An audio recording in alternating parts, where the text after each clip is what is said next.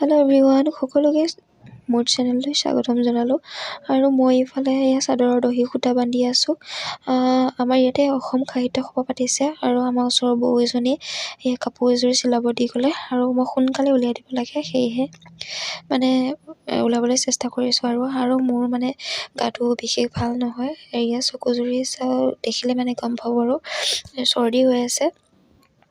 আৰু কাপোৰযোৰ এনেই গাত লৈ কিনে চাইছোঁ আৰু কেনেকুৱা দেখিছে ক'ব দেই। জল্দি কাপোৰ শেষ কৰি এয়া চাহ খাবলৈ বহিলোঁ। ইফালে আমাৰ ৰাইজ বহি আছে আৰু এইফালে বা চাহ খাই আছে আৰু ময়ো খাবলৈ লৈছোঁ। এয়া যে বৰা চাউলৰ পিঠা, নিমখ দিয়া। মিঠাবোৰতকৈ মই নিমখীয়া বস্তুবোৰ খুব বেছি ভাল পাওঁ, সেয়েহে মায়ে নিমখীয়া পিঠা বনাই দিলে আৰু ময়ো চাহৰ লগত খাই আছোঁ।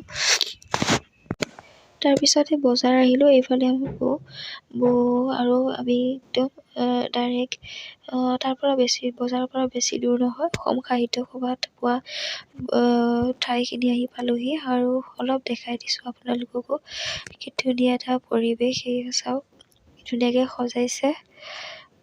ইফালে এয়া 12 বজীয়া অসম সাহিত্য সভা অধিৱেশন। আহিব সকলোৱে।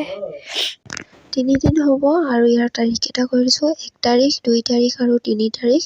আৰু এইফালে বাণিজ্যিক মেলা আৰু ইয়াত সকলো ধৰণৰ বস্তু পাব।